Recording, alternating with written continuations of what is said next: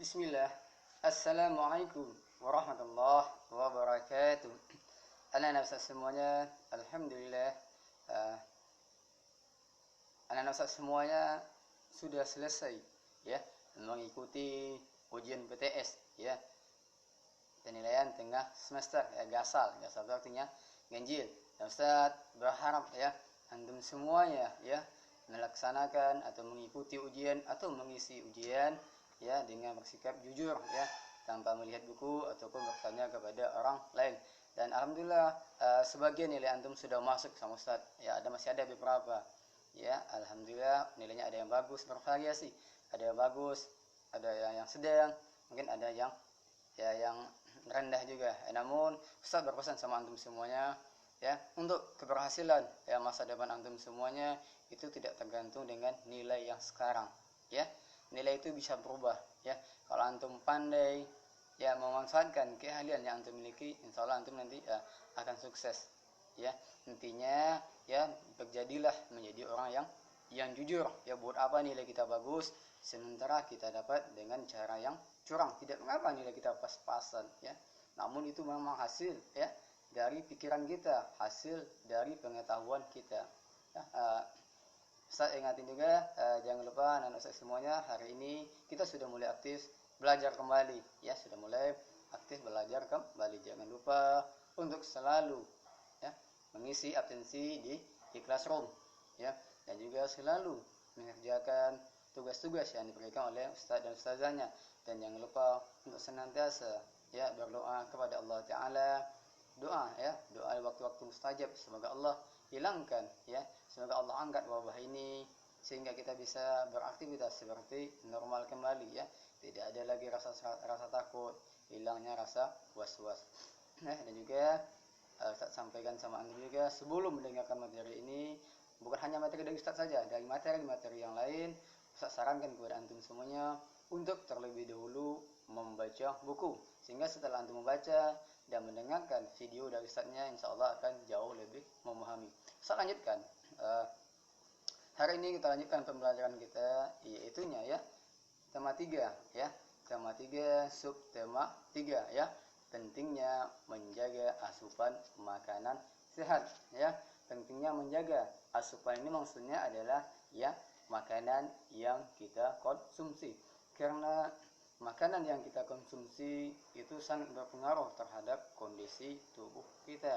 Perhatikan ya, sini ada gambar ya, orang lagi makan sosis bakar ya, kita lihat kan seperti apa nih gambarnya, dia muntah. Kenapa? Mungkin bisa saja sosis ini kurang steril, kurang bersih. Anda perhatikan apa yang jual ini, apa nih, keringat yang mungkin keluar bercucuran sehingga jatuh yang mengenai sosis. Bisa juga mungkin sosisnya atau apa nih, kipasnya ya, atau pisaunya juga kurang bersih ya. Makanya pesan Ustaz harus menjaga asupan makanan yang sehat, jangan asal makanan saja. Selain sehat tentu makanan yang halal ya. Saya lanjutkan. Insyaallah hari ini kita akan belajar tema 3 subtema 3 pembelajaran 1 dan 2. Oke. Ya, lanjutkan. Pada pembelajaran 1 ini antum perhatikan sini ada sebuah percakapan ya antara ya Lani, Siti dan Dayu. Ustaz akan memberikan kesimpulannya ya. Pada percakapan ini antum perhatikan di sini Lani ya. Sini kesimpulannya. Oke, intinya. Oke. Saluran pencernaan ya. Saluran pencernaan itu membantu tubuh kita ya. Oke, apa? Sini saya ambil dulu. Oke, ini dulu ya. Oke. Gigi ya, ini udah kita pelajari sebelumnya, saya ulang sedikit lagi. Gigi merupakan ya bagian dari organ penyusun sistem pencernaan ya, karena gigi, lidah, dan air liur itu ada terdapat di dalam mulut ya. Apa fungsinya itu? Pencernaan kita yang berada di dalam rongga mulut. Seperti saya bilang tadi, gigi, lidah, dan ludah bekerja sama ya, untuk mencabik ya, memotong dan mengeros makanan hingga berukuran kecil-kecil ya, memotong makanan dari yang besar menjadi ukuran yang kecil ya. Makanan yang sudah berukuran kecil tadi tersebut itu dibolak-balik oleh lidah dengan bantuan ludah yang menyelubunginya. Nanti makanan itu baru masuk ke dalam esofagus. Esofagus ini ke kerongkongan. Setelah itu jangan lupa juga nih, saluran pencernaan itu membantu tubuh memperoleh zat-zat makanan yang dibutuhkan oleh tubuh ya. Tanpa bantuan dari zat pencernaan kita tidak akan bisa tumbuh dan berkembang. Antum tidak akan mungkin bisa, kalau sistem pencernaan kita ada yang sakit ya, kita akan kesulitan untuk tumbuh dan berkembang seperti yang manusia normal. Makanya sangat penting menjaga sistem pencernaan. Kita lanjutkan. Ini apa nih? Ini ada iklan ya, obat sakit perut PSP. PSP itu singkatan dari pil sakit perut. Ini ada jelaskan isi dari iklan. Saya jelaskan saja. Isi dari iklannya maksudnya adalah dari percakapan antara laki-laki satu dan perempuan satu serta laki-laki dua, narator. Ini kesimpulannya ya. Isi dari iklan tersebut adalah bahwasanya makanan yang tidak benar atau makanan yang tidak sehat itu menyebabkan gangguan pada perut karena adanya bakteri. Obati saja dengan PSP. Apa itu PSP? Pil sakit perut. Itu isi dari iklan di atas ya, isi dari iklan di atas. Oke.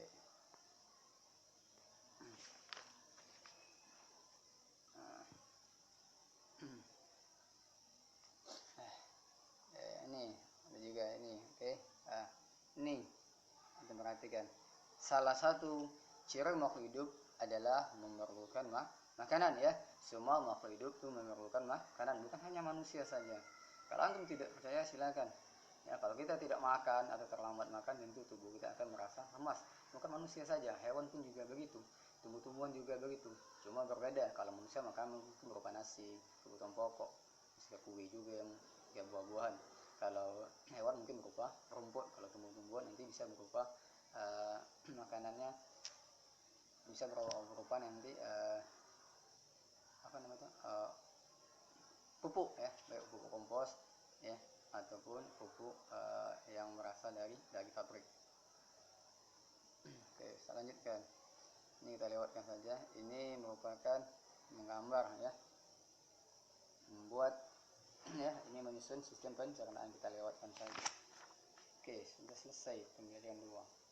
Oke, lanjutkan pembelajaran 1 Mas Ustaz. Ini sudah pembelajaran 2. Ini salah singkat sekali.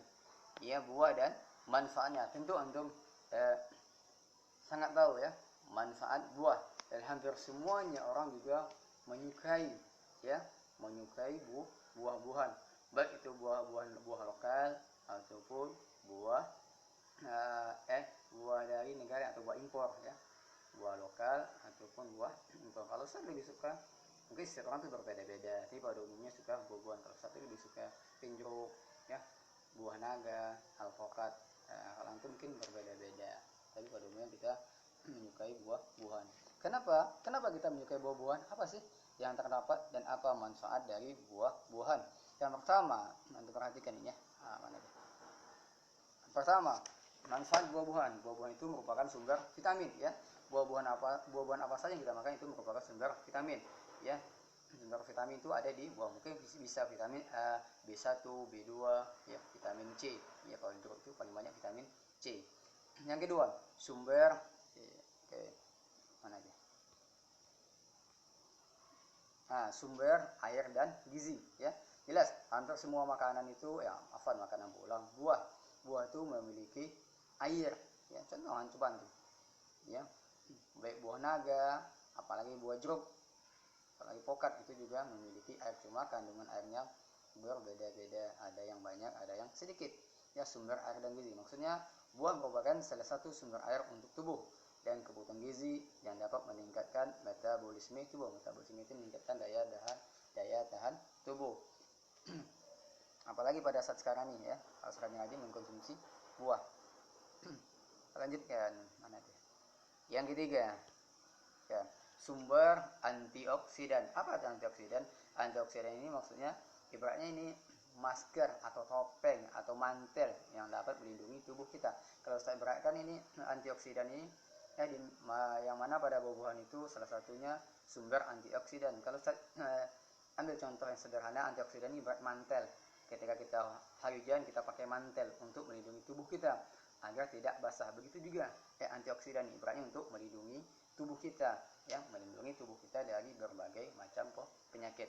Lanjut ya, mencegah penyakit tertentu, ya. Buah-buahan merupakan salah satu cara untuk menghindarkan kita agar tidak terserang penyakit, mencegah penyakit tertentu. Mungkin ya jeruk tadi bisa untuk mencegah penyakit sariawan, karena orang sariawan itu atau bibirnya pecah-pecah itu kekurangan ya vitamin C. Pada jeruk itu paling banyak terdapat kandungan vitamin C. Yang terakhir ya, obat luar tubuh ya. Buah-buahan itu juga dapat digunakan untuk menggunakan obat luar seperti jerawat, bisul dan sebagainya. Obat luar tubuh, sekarang banyak kali buah-buahan itu. Ada yang dijadikan masker ya, masker alami ya. Contohnya apa buah-buahan? Ada beberapa buah-buahan yang digunakan sebagai masker, ada juga sebagai obat jerawat, bisul. Nah, silakan untuk cari mungkin di internet apa saja buah-buahan yang bisa digunakan sebagai obat luar tubuh ya. Intinya buah-buahan itu sangat besar sekali manfaatnya. Oke. Seperti saya bilang tadi, buah-buahan itu ada yang berasal buah-buahan dari lokal itu maksudnya dari daerah. Kalau kita ambil Batam contohnya, buah-buahan yang berasal dari Batam. Sementara buah impor itu buah yang berasal dari negara lain, mungkin dari Singapura, dari Amerika, dari Malaysia, itu merupakan buah impor. Perhatikan dari percakapan ini antara siswa 1 dan siswa 2 sampai siswa 3 di sini mereka ada membicarakan ya antara tentang buah-buahan, ada buah impor, ada buah lokal. Di sini Hasan akan memberikan kesimpulan. Nah, sebutkan unggulan buah lokal. Ya, bila dilihat dari naskah, kita ambil apa keunggulan buah lokal berdasarkan naskah ini, berdasarkan teks ini. Pertama, setelah itu baca, pertama harganya tentu lebih murah. Ya, kenapa harganya lebih murah kira-kira? Tentu karena transportasinya. Contohnya buah-buahan yang berasal dari Barelang tentu lebih murah. Kenapa tadi transportasinya? Karena murah, dekat. Kalau buah-buahan yang berasal dari Jawa itu agak mahal. Mungkin di Jawa murah atau di Medan murah, transportasi mahal sehingga sampai di Batam mahal. Ya, yang kedua, manfaat dan rasanya juga sama dengan impor. Ya. Rasa buah-buahan lokal juga tidak kalah dengan rasa buah-buahan impor. Yang ketiga, tentu lebih segar. Kenapa? Ya, karena buah-buahan lokal, contohnya saya ambil yang dari Batam lebih dekat. Mungkin contohnya yang lebih banyak di Batam itu buah pisang atau buah naga. Itu lebih segar. Kenapa lebih segar? Ya seperti tadi, karena dia jarak dekat, tidak perlu bahan pengawet, tidak perlu sebagai bahan pengawet. Kalau buah-buahan dari luar itu tentu pakai pengawet. Kalau tidak pengawet, antum bayangin, seandainya buah pisang kita ambil aja dari pisang, nggak usah lah pisangnya impor, kayaknya nggak ada pisang. Ada juga pisang apa itu mahal, pisang besar itu biasanya ada pakai bahan pengawet. Kenapa pakai bahan pengawet? Iya, karena agar tidak cepat busuk ya. Yang keempat itu membantu membudidayakan petani lokal. Maksudnya apa? Tentu ya, kalau orang petani kita bertanam buah-buahan, kalau kita beli tentu mereka akan mendapatkan keuntungan. Kita secara ekonomi kita membantu petani lokal. Saya ulang lagi, keunggulannya buah lokal. Pertama, harganya lebih murah. Yang kedua, manfaat dan rasanya juga sama dengan buah impor. Yang ketiga, ya lebih segar. Yang keempat, membantu membudidayakan atau membantu perekonomian ya, perekonomian petani lokal. Oke, sini ada mana nih? Ini salah satu, ini buah pisang. Oke. Buah pisang ini manfaatnya ini di sini dijelaskan buah pisang saja karena sangat banyak sekali buah-buahan ini. Di teks ini, pada teks ini pisang ya, tentu semuanya pisang ini tentu teksturnya sangat lembut, lunak ya. Orang yang tidak punya gigi pun masih bisa makan ya, tidak perlu membutuhkan gigi. Anak-anak yang bertubuh gigi masih bisa potong kecil-kecil, bisa makan ya, bisa langsung ditelan ya. Berbeda dengan buah salak. Kalau buah salak kan lebih keras teksturnya. Buah pisang itu dapat mencegah mah ya, mencegah mah dan luka akibat gangguan pencernaan karena teksturnya yang lembut ya, lunak tadi. Pisang juga dapat menetralisir iritasi pada bagian dalam perut ya. Intinya pisang ini sangat banyak kali manfaatnya. Dan juga pisang juga membantu bagi manusia yang mengalami masalah peradangan lambung atau usus. Ketika lambung kita luka ya, atau luka sedikit, tentu kalau kita makan makanan yang lain itu tentu agak lebih perih karena di luka. Kalau kita makan pisang, insya Allah tidak mengapa karena tadi teksturnya sangat lembut. Oke, kita lanjutkan.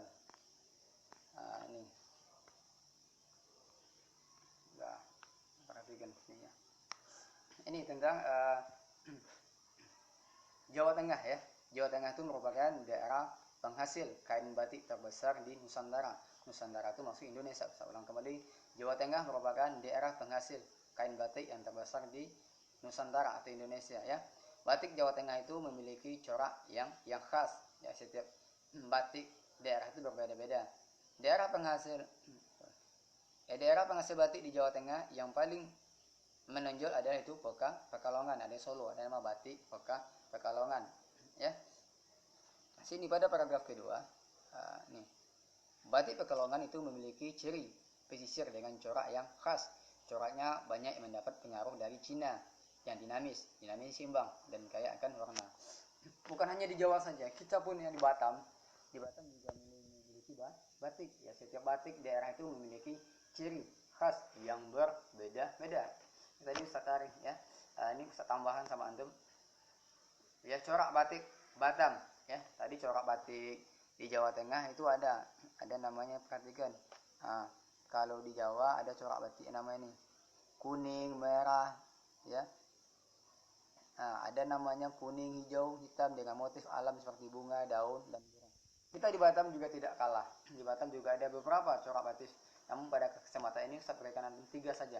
Pertama, motif yang terkenal di Batam itu ada, ini sudah memiliki hak paten, nggak bisa lagi dicontek ya, karena sudah memiliki hak paten, sudah didaftarkan ibaratnya. Pertama ya, siput gonggong bunga semayang ya, nama corak batik di Batam, siput gonggong bunga semayang. Yang kedua ada lagi bunga sakat darah merajuk ya, bunga sakat darah merajuk. Yang ketiga itu ada juga motif bunga hutan. Oke, udah. Sudah selesai, tidak kenapa. Mungkin hanya ini yang bisa saya sampaikan. Semoga bermanfaat. Insyaallah ya, besok kita lanjutkan dengan pembelajaran 3 dan 4. Untuk kali ini tidak ada tugas. Ya, tidak ada tugas. Ya. Tidak ada tugas, bukan berarti itu main-main ya. Lanjutkan tahfiznya kembali ya.